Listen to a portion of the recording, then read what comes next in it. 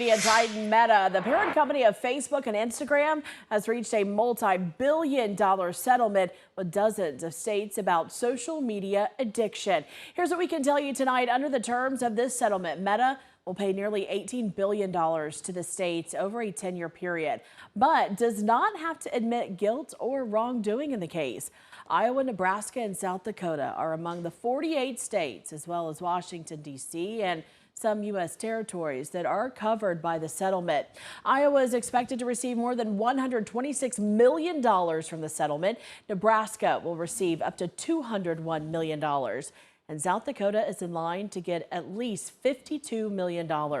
Also, as part of the settlement, Meta will implement a series of safety features to Facebook and Instagram, including daily time limits, nighttime blocks, and robust age assurance measures to verify the age of young users.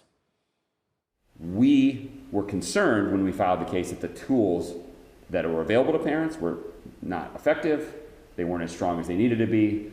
The messaging around them were deceptive. All of that changes with this lawsuit. Or this settlement.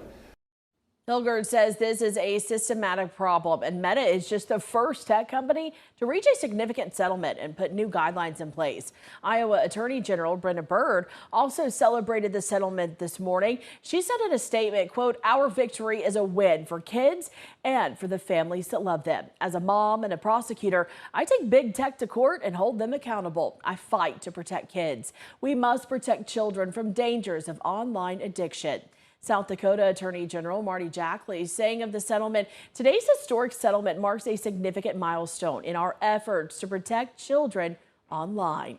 We have secured a record monetary award and meaningful safeguards for children and parents, setting the new national online standard."